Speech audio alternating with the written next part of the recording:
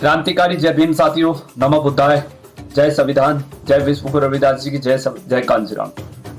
साथियों, आज मैं सभी के सामने लाइव आया हूं और लाइव आने के बहुत सारे रीजन है। सबसे पहला रीजन ये है कि जो बहुजन समाज के, हमारे अपने समाज के बीच में जो दरार पड़ी है और जो फूट पड़ी है, उसका मेन कारण है जो आजाद समाज पार्टी बनी है, जिसके कारण आज समाज के बीच में हमारे जो युवा है वो अलग अलग बट गए हैं, पार्टियां भी अलग अलग बट गई है। और जो हमारे मान्यवर साहब कांशीराम जी ने जो विचारधारा फैलाई थी पूरे देश के अंदर और एक नई पार्टी का गठन किया था बहुजन समाज पार्टी, वो उत्तर प्रदेश के अंदर 4 बार सत्ता में रही। साहब कांशीराम जी के जाने के बाद आदरणीय बहन कुमारी मायावती जी ने इस सत्ता को की कमान को संभाला और सही तरीके से और ढंग तरीके से पूरे देश के अंदर पार्टी का नाम भी बढ़ाया और 4 बार उत्तर प्रदेश के अंदर सरकार बनाने का भी काम किया। और ये सरकार बनाने का जो काम किया है, जो बहुजन समाज के लोगों की ताकत और मेहनत और पसीना है। साथियों, इसी के साथ एक भीम आर्मी के नाम से जो संगठन बना था, जिस पर सभी लोगों की एक विचारधारा थी, भरोसा था कि भाई हमारे अपने समाज के अंदर एक युवा निखर के आया है, ये 4-5 लोग निखर के आए। हम लोगों ने भी दिन रात संघर्ष किया है, हमारी पूरी टीम ने दिन रात संघर्ष करके भीम आर्मी भारत एकता मिशन को आगे बढ़ाने का काम किया। लेकिन ये नहीं पता था कि ये चारों लोग बिककर दूसरों के हाथों की कठपुतली बन जाएंगे। इसी तरीके से सहारनपुर के 4 चंदा चोरों ने पूरे समाज को अलग टुकड़ों में बांट दिया केवल अपने निजी स्वार्थ के लिए। अब आप एग्जाम्पल के तौर पर देख लीजिए, जो संविधान विरोधी रहे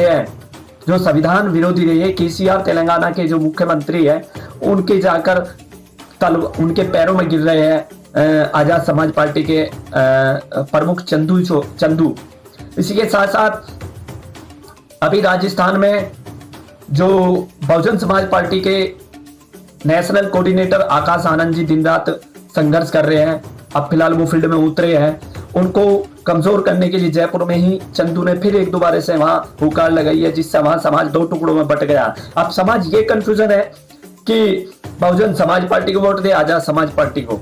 तो मैं बता देना चाहता हूं, इन बहरूपियों के चक्कर में नहीं आना। 2024 का चुनाव है और जो 3 राज्यों में उपचुनाव है, उसमें बहुजन समाज पार्टी को मजबूत करने का काम करे, क्योंकि यहाँ पर बहुजन समाज पार्टी की विचारधारा जो साहब कांशीराम जी की विचारधारा है, महापुरुषों की विचारधारा है, ऐसे बहरूपियों के चक्कर में मत आना, क्योंकि ये बीजेपी की बी टीम है, भारतीय जनता पार्टी की बी टीम है, जो इस समाज को तोड़ने के लिए आरएसएस ने एक नई पैदाइश तैयार की है।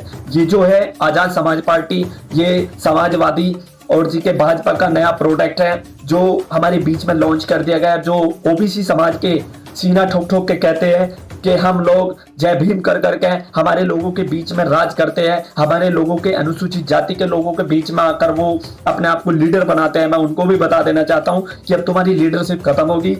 ये समाज भेड्डा चाल नहीं है। अब युवा जागरूक हो चुका है, हमारे लोग जागरूक हो चुके हैं। अपनी नेतागिरी अपनी पिछड़ा वर्ग में दिखाइए।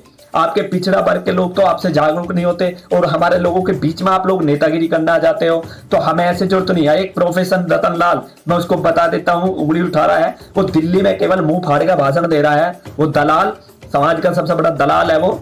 ऐसे दलालों को दिल्ली में ही रहना ठीक रहेगा। समाज के बीच में आकर किसी भी महापुरुष, किसी भी बहन बेटी पे उंगली न उठाए, वरना उंगली तोड़ दी जाएगी।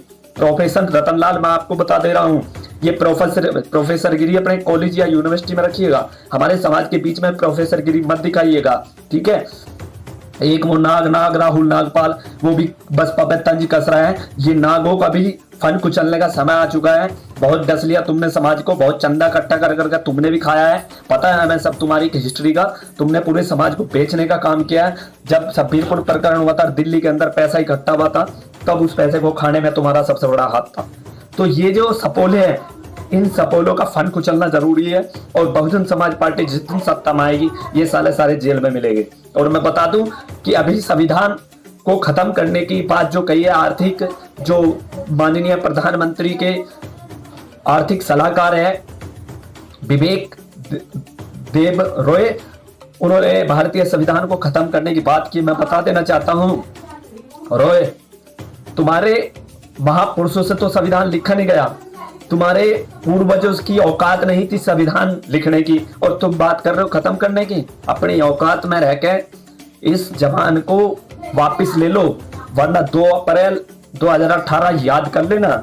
इस देश के अंदर इतिहास जनाना ये बहुजन समाज जानता है। ये दलित समाज ने अगर एक बार हुंकार भर दी ना कि तुम्हारी पुलिस प्रशासन और तुम्हारी पीएससी और तुम्हारा रोड कम पड़ जाएगा हमारे समाज के लोगों को कंट्रोल करने में, तो हम बता देना चाहते हैं नेशनल भीम आर्मी बहुजन एकता मिशन सामाजिक संगठन बहुत जल्द मुजफ्फरनगर में एक प्रेस कॉन्फ्रेंस के जरिए केंद्र सरकार को टारगेट करेगा। विवेक दोबरोई अपने पद से इस्तीफा दे और उसे जेल भेजने का काम करे। जो संविधान पर उंगली उठाएगा उसके हाथ को उखाड़ दिया जाएगा, ध्यान रखना। और विवेक दोबरोई अपनी औकात में रहो, तुम्हारी औकात नहीं है संविधान मिटाने के, संविधान खत्म करने की। पर तुम्हारे पूर्वजों से कुछ लिखा तो गया नहीं, तुम्हारे बाप ने लिखा संविधान। अरे हमारे बाप ने संविधान लिखा है, उसकी ताकत थी कि वो संविधान बना के चले गए। तुम्हारी औकात नहीं है उस संविधान की रक्षा भी कर सको और तुम संविधान मिटाने की बात कर रहे हो। अबे औकात में रहो अपनी। और ध्यान रखना, इस समाज से सरकार बनती है। अगर ये समाज सरकार बनाना जानता है तो सरकार को उखाड़ फेंकने में ज्यादा समय नहीं लगेगा। तो अपनी जुबान को कंट्रोल में रखे। सभी मैं भगवतधारी नेताओं को बता देना चाहता हूं कि अगर संविधान की तरफ को आंख भी उठाकर दिखाया, आंख भी उठाकर देखा, तो ध्यान रखना इस देश का भूगोल बदल देंगे हम। हमारा ये देश है, इस देश को तुम लोगों ने जातिगत के आधार पर बदल दिया है। इस देश को टुकड़ों में बांट दिया गया है। हिंदू मुस्लिम कराते हो तो दलित हिंदू कराते हो। तुम लोगों ने इस देश में भाईचारा खत्म कर दिया है और अब ये भाईचारा खत्म नहीं होगा। नेशनल भीम आर्मी बहुजन समाज के सभी संगठनों को लेकर ये प्रेस कॉन्फ्रेंस करने जा रही है। और इस विवेक दोबरोई, माननीय प्रधानमंत्री जी, आप चुप्पी साधे बैठे और महामहिम राष्ट्रपति, आप तो आदिवासी समाज से हो, आप तो हमारे अनुसूचित जाति जनजाति से हो, आप बिल्कुल चुप बैठे। अरे आप देश की सर्वप्रथम नागरिक, आपकी कलम में ताकत है कि ऐसे कुत्तों को जेल में भिजवाने का काम करे जो संविधान की तरफ को उंगली उठाएगा। संविधान को कोसने से पहले, हटाने से पहले दिमाग में सोबर सोच लेना, वरना ये खामियाजा आपको भुगतना पड़ेगा। तो जय भीम, जय संविधान, जय काशीराम।